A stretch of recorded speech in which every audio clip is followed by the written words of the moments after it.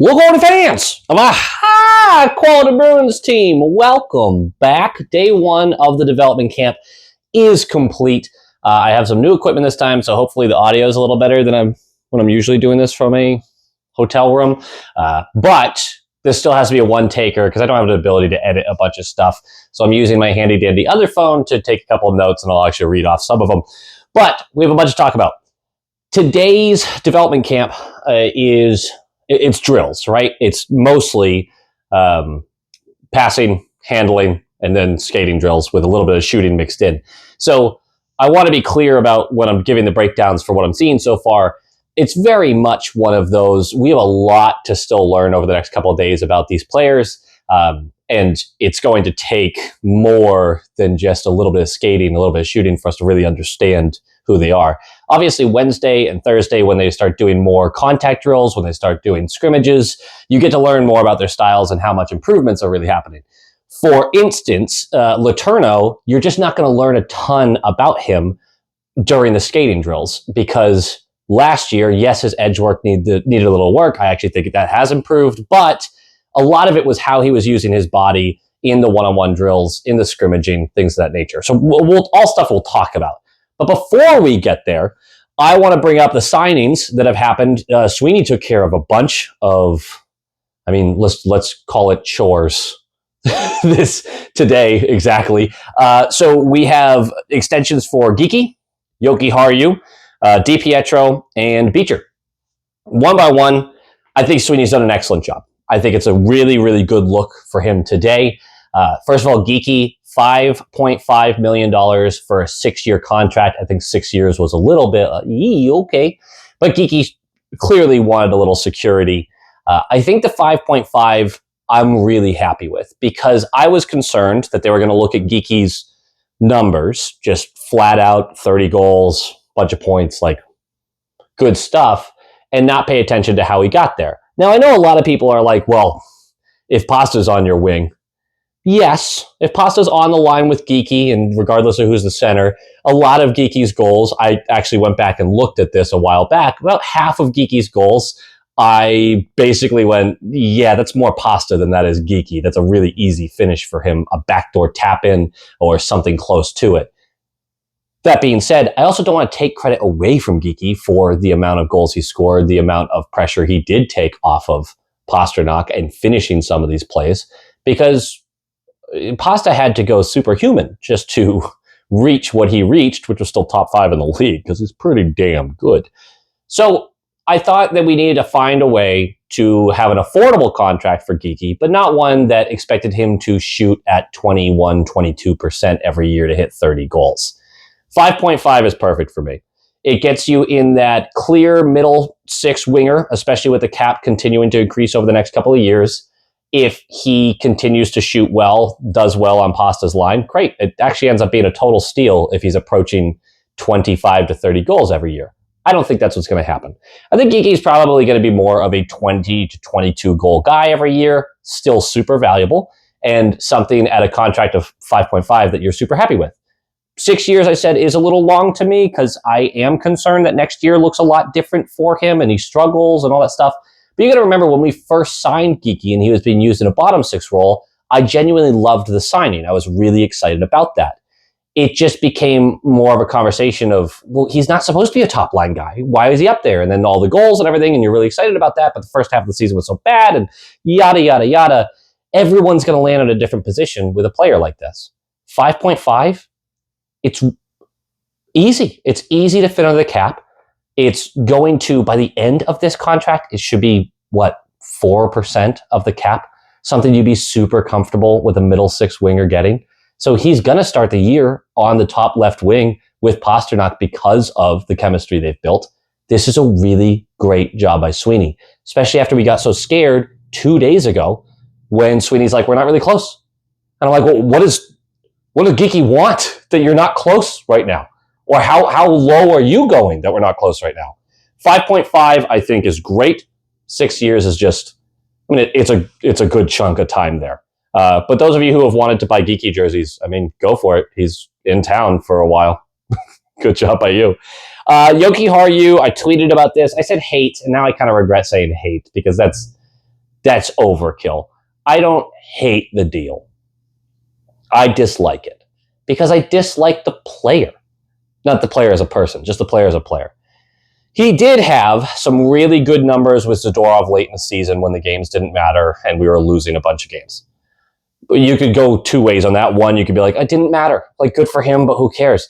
Or you could be like, yeah, the team was cratering around him and they were, Zadorov and Jokiharju were still sturdy. So there's obviously something there that you can go, I can find a positive light for this. $3 million is nothing. I mean, you want to say, well, if Forbort made $3 million, you hated it. I did, because the cap was lower and Forbort was Forbort. Jokiharju is also Forbort with a little more puck skill. But $3 million by next year is potentially going to be 3% of the cap for a third right-handed defenseman in a landscape where there's no right-handed defenseman. I'm fine. I dislike the contract because I don't think Jokiharju brings value to the team. I think he's a net negative. I watched him get dog-walked over and over again last year. But again, there's some underlying numbers, particularly with Zadorov, that show they worked well together. If Lohrei does take a leap and he lands on that top pair with McAvoy, and Zadorov is used farther down the lineup, and all of a sudden Zadorov Jokiharju is a really great third pairing, awesome. The money's spent. Like, Zadorov would be making too much to be on the third pair, but you can't change that now. And again, if Zadorov looks like he did the last 2 months of the season, I have to change my tune on him altogether. And I'm really hoping that that's what happens, is I just get to look like a big dumb idiot in front of everybody. You all get to laugh at me. That's part of doing this, is sometimes you just got to know that people are going to get to laugh at you a little bit. All in all, it's not a contract that makes or breaks the Bruins by any means. And it's not one that you're going to stare at and be like, that's the reason we didn't get Marner. Like, we didn't get Marner because Marner wasn't coming to Boston. I just dislike the player. I would have liked to look for other options. And if you are going into the season with McAvoy, Peak, Jokiharju on your right side, you will stare at Peak, Jokiharju on the right going, if we do make the playoffs, that's going to need to get upgraded to compete. Keeping in mind that next year is likely not the back to contending year, and it's the following year that is our goal, to be back to truly contending for a cup, we're okay. We are very much okay. So I think when I tweeted it, I hated it. I think I was a little overzealous. I dislike it. Not because the number so much, or even the years, because it'll be very variable at a certain point. I just don't really look forward to watching Jokiharju play all year next year. I think that can be fair. DiPietro for 2 years, $812,500 per year. Awesome bit of work here. There were rumblings that July 1st, DiPietro was going to get scooped up in the early portion of the day. And I mean, you know how everyone's like, no one's tampering, but everyone's tampering. DiPietro was going to go. And deservedly so. He had a really good year last year. He's been consistent leading up to this point. He was a highly touted goalie prospect for a while in Vancouver. So there's a lot to look at there. The Bruins pipeline goaltender-wise, for the first time in a long time, is pretty barren. And without Bassi or DiPietro re-signed, you were like, okay, we're definitely going into the year with Swayman and Korpisalo, and we don't have anyone behind that to even look at yet, right? There are guys in the system, they're just not anywhere close to the NHL. So I love this deal. It, as far as I've seen reports, it's a one-way deal.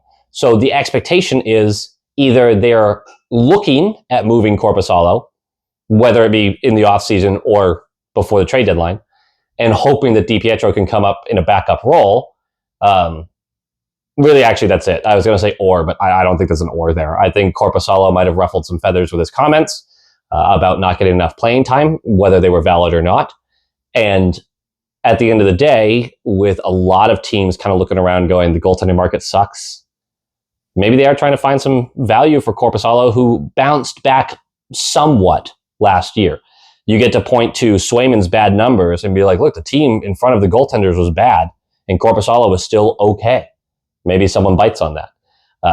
But really tidy work here, even if you're just keeping all three of them so that you have options. The one-way part of that deal basically means that he's making the same money no matter where he plays at.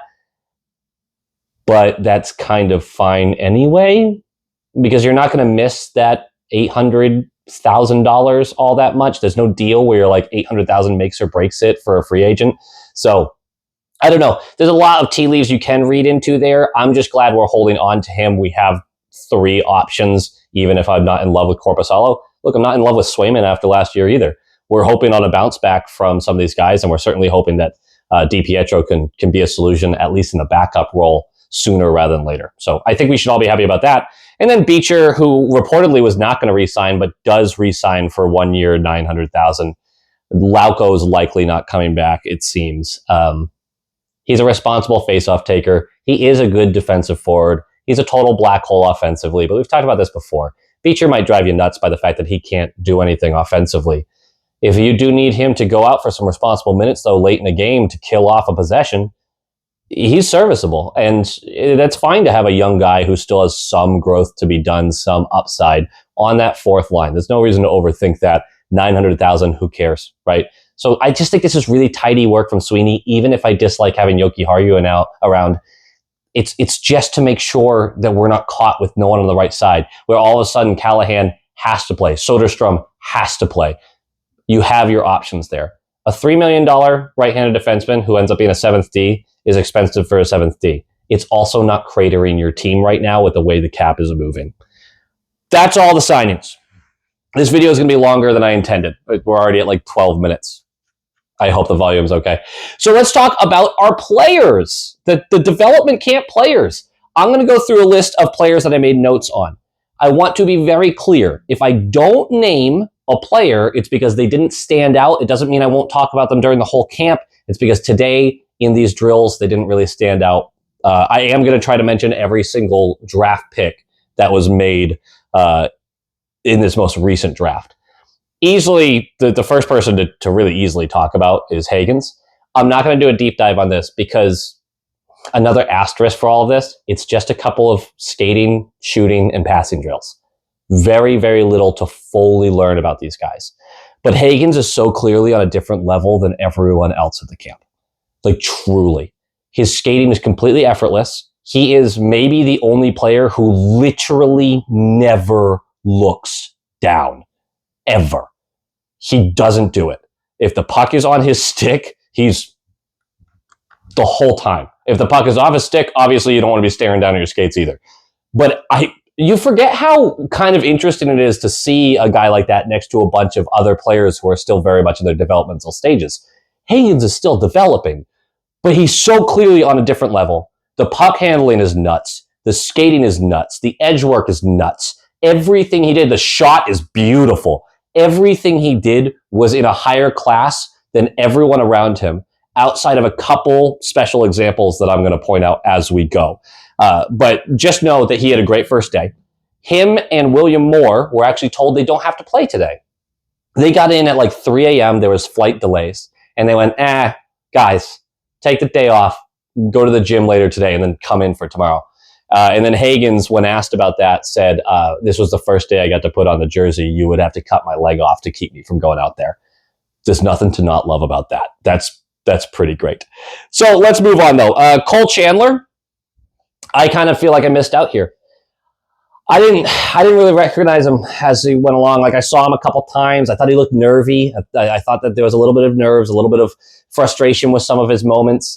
For him, like the body language, he didn't stand out in any skill or drill practice, anything like that.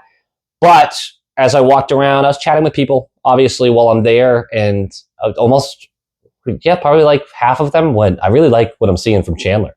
So I think I'm missing out here. I'm just mentioning this because recent draft pick, everything like that. I said I would try to mention everybody. I'm hoping that I get to zone in on him a little more. It's really hard at these drills to really watch everyone and be able to get a beat on everyone. So Chandler, unfortunately, I don't have a lot to say about, but people seem to like him. I just didn't get to see it myself. Gasso, the shot looks great. It looks really good. He's very fluid through all the drills. He's been in the system for a little while. He knows what he's doing. The shot was the most impressive thing, I thought. He looks really comfortable when he's going in on the net. Besides that, there's not a lot that really stands out for him, but I thought it was a good first day. Letourneau, who I think a lot of you are really curious as to where he's at. I saw a lot of comments. People have reached out in a lot of negative fashions about him, which was understandable. 0 goals last year, fell out of the lineup at BC. But the skating seems slightly improved because the edge work looks a little better. The thing is, with Letourneau, like I mentioned earlier in the video, we're not going to learn anything about him till probably Wednesday. Right? I need to see him in contact. I need to see him on the boards actually getting pressured. You know how they'll do drills where there's a guy who's supposed to be pressuring you on the wall, but he's really just hitting you a couple times, having a presence so that you're working through contact, but not real contact, right? So until we see an improvement in the way he plays on the boards, not allowing smaller players to get underneath him and easily win these battles, not relying on his reach too much, we're not going to learn that much about his improvement. But his edge work does look better than last year. I can firmly say that. It doesn't look worlds better, but there were moments where I went, okay, that's smooth. I like that. That's tight. Okay. There were still moments in a few drills where he got caught kind of lacking on his strides. You're trying to have a side stride going, and all of a sudden he shifts his whole weight that way because he's losing his balance. The edge work wasn't perfect, but I did think that there was improvement there. The shot is still awesome. The shot looks really good. And especially when he's in tight on the goaltender, he can go bar down from any angle. It's a really, really nice shot. He's still really able to get it over a shoulder from in depth.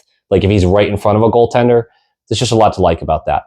Other than that, there's not a lot to learn about today. Again, Wednesday, Thursday, when they're doing more contact, when guys are asked to rip the puck away from him truly, we'll see how he's responding to what was really a tough year. William Moore, the 2nd round pick. So another guy who came in at like 3 a.m. So giving grace here. But the shot that he was displaying was really strong. The handling, I thought, looked really good as well. The skating had ups and downs. There were certain drills where I went, God, he just looks great. It's fluid, seems to know what he's doing.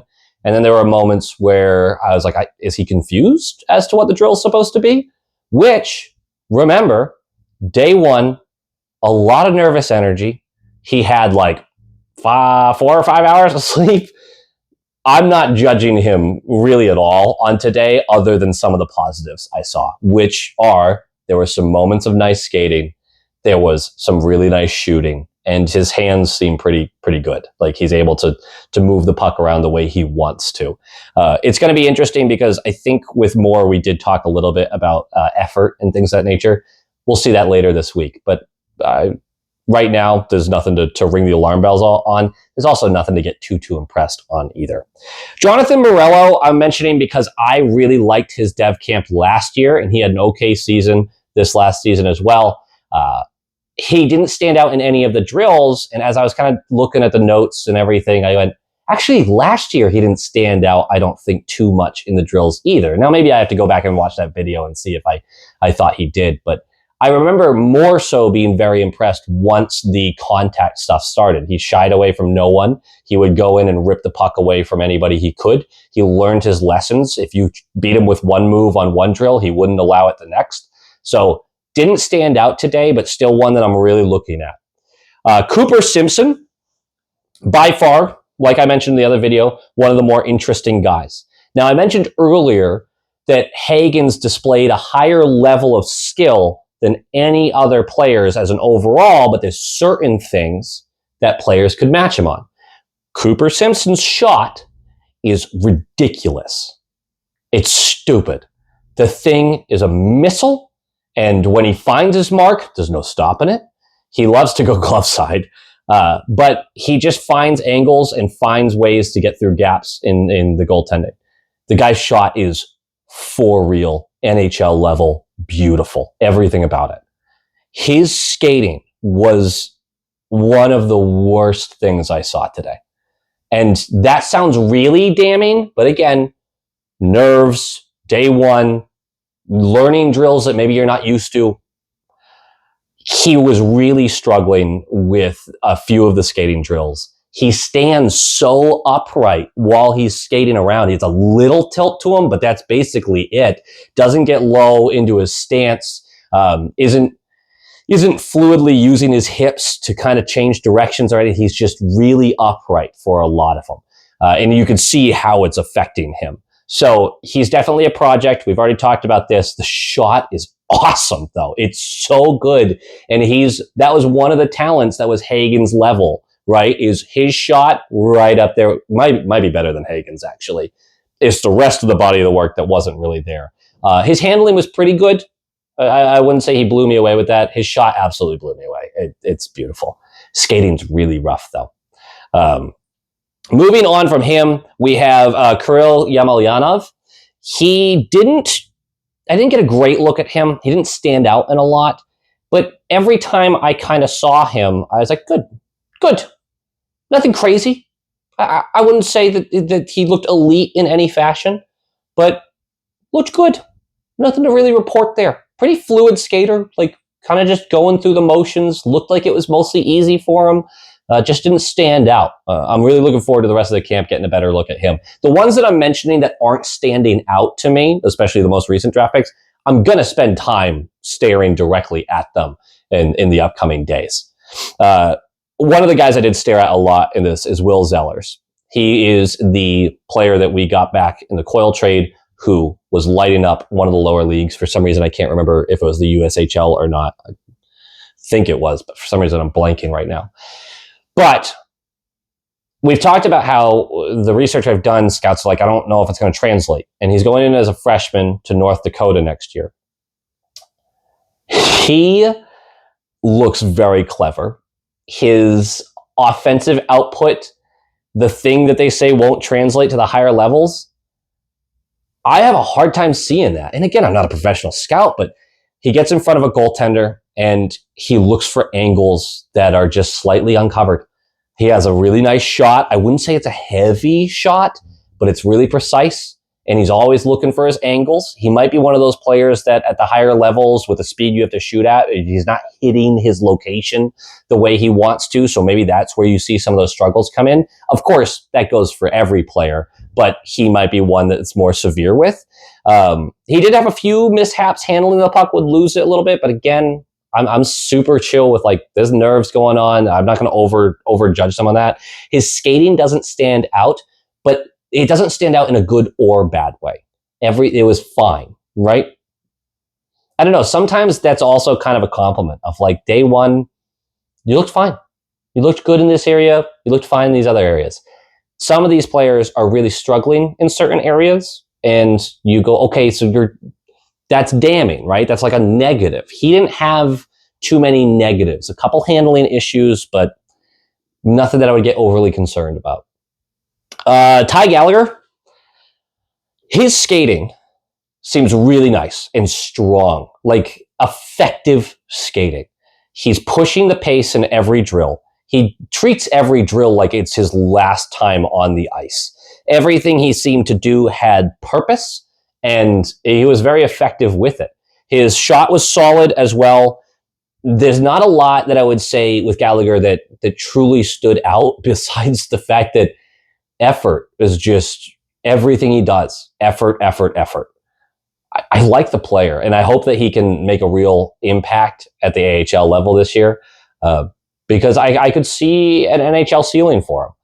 There's a lot of work still to be done, and it might be more of a consistency thing, but he's a guy who takes everything super seriously at this level, as he should, and I thought he represented himself really well. Liam Peterson, obviously this recent draft didn't stand out. I really didn't see much from him. There was a moment or two where I was like, okay, nice stride, but kind of got lost in the mix a lot for me personally. I wrote down Gronwald before we got there because I wanted to spend time specifically looking at him, but I'm going to be honest, I didn't really catch him standing out either. And then lastly, and I save him for the last because I think this is a conversation for a moment, Vashek Blanar, or Vashik Richards, however he's going by these days. Holy shit. So I've already tweeted about this. I'm sure you've seen other people tweet about it or something.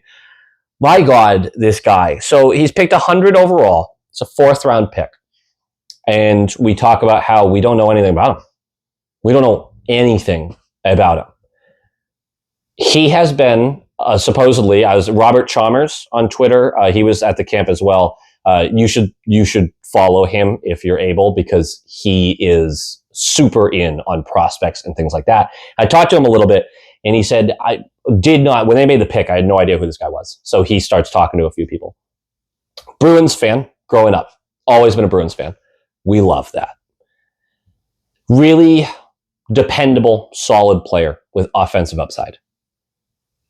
He was the only player that got the crowd cheering multiple times. Like, it's a pretty subdued crowd. Everyone's kind of like just chilling, watching everything. He went Bardowski from distance. Loud ass ping on his third rep of one of the drills. And everyone, this was one of the first drills too, and everyone is just, woo! Couldn't believe what it was. And you see him skate around, he's trying to keep his composure, and the crowd just keeps going, and he's just a little smirk comes across his face. The shot is crazy. Now look, he's trying to go top corner from the blue line, which at the NHL level, what are you doing? That's not going to get you really much of anything. The goaltender either is going to snag that, or someone's going to high stick it into the net. It's not really going to count. But he did show his ability to make some better decisions through that. Again, we're not doing scrimmages or anything yet, so I'm curious what he does when this player's in front of the net. Actually, tomorrow we might see a lot of those drills, if I'm remembering correctly how Dev Camp worked last year. But his shot is beautiful. It's really effective too, from what I can tell. It's got weight on it. It is fast, and it is pretty precise. He went Bardowski twice during the drills. It was really kind of cool. His skating is right up there with Loke Johansson, who actually I don't think I've mentioned yet. Did I? I don't think I did. But right there with Loke, super smooth skater. I mean, his strides are great. He moves really well forward or backward. There's just nothing to knock him on at all. Super fluid. It is funny. I wrote that note as well, and he wiped out right after I finished writing it, but occasionally these guys have wipeouts. I'm not going to overly judge. I am curious about how he looks once the physicality starts. Obviously, that goes for all these players, but him in particular, I want to see his decision-making when he's forced into it faster, because right now with these casual drills, he just looks awesome. I mean, he looks like a 1st or 2nd round pick. I could not believe what I was seeing from a 4th round guy who supposedly was out of nowhere. But the more people I've talked to, the more of like, oh no, he interviewed with a bunch of teams. Maybe this guy was going to be a reach no matter who took him, because he was so off the board for so many of us. But it sounds like we were not the only team interested. And again, I'm saying all of these things by how excellent he looked today. It's just a few drills. I can't possibly learn that much about a player yet. And he still went in the 4th round. If he was really a guy that like, holy shit, this might be a 1st rounder, he would have gone way higher up. But from what I've seen today and what research I've been able to do, where he's a pretty physical specimen too, once the play starts in that direction, I am way too bullish on this guy way too early. I am way too excited, way too early. Getting ahead of myself. The cart's before the horse. The cart is about 6 miles down the road, and I still have the horse in the barn. It's that bad for me. I get excited sometimes. Leave me alone. He just looks awesome. He just looks awesome. So, Blanar, Richards, whatever the hell your name is, please keep it up. I want to hold on to this so firmly. Looked great. Loke Johansson, I don't think I mentioned him. I just fluid as hell. The skating looks great. The size he's at, he looks like he's bulked up a little more. Everything he's doing is really good. Last year at the development camp, we talked about how he just seems to do everything well. Nothing great, everything well. He now does everything just a little better. Again, I wouldn't say he does anything overly great, although his skating looks beautiful. I still wouldn't say he's elite in any category after a couple of drills. But it seriously looks like he's just becoming more of a man. He's bulked up, and he looks better than the other defensemen. If not for Blanar, then Loke Johansson is by far like the best looking defenseman during these drills, which is how good Vashek was. Like, I'm going to calm down, all right? So honestly, great first day. Names that I'm really interested on as far as impact the earliest for the Bruins, and what I want to watch through the rest of the camp is Ty Gallagher. I really want to keep an eye on. I want to keep an eye on Loke Johansson because I'm really curious how quickly he's going to force their hand, because he has looked really consistent. We don't need him on the left side right this second. In fact, you could argue our left side's pretty set for a few years, so they probably don't feel rushed. But they also signed him to his ELC earlier this year, which slides initially. It doesn't slide forever, though. So I'm curious to see where he ends up, and I'm curious to see how the rest of his development camp goes. And remember, anybody who's at this development camp certainly isn't expected to make a push for the NHL roster this upcoming year. But as far as defenseman goes, it's Ty Gallagher, it's Loke Johansson, and it's Blanar, because he's looked that good today. Way ahead of the horse. But I'm going to zone in on him every single drill that I can through the rest of camp.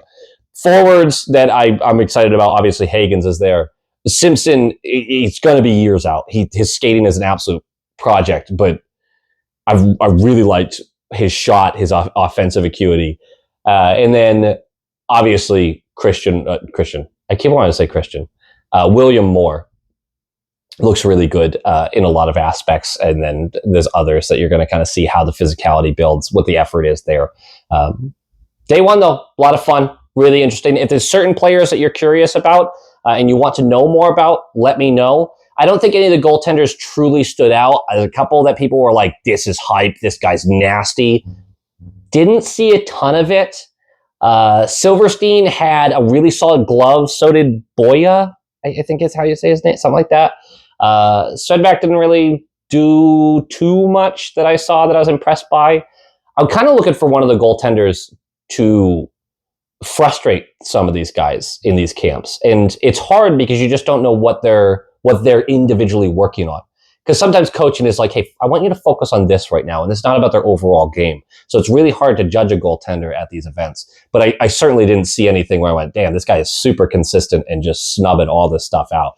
So again, we don't usually talk about goaltenders at these camps, though, because it's pretty rare for them to go all out and just shut them down. Again, they're working with other camp invites who are doing what they can to try to further their own cause. So a weird dynamic there, and maybe I'm overthinking that. Either way, thank you for chatting with me. This half an hour long video about day one. I gotta get better at making these shorter. Oh, and also thank you to everyone who came out and said hello. I hope to see more of you throughout the week. Go Bees. Go Bees!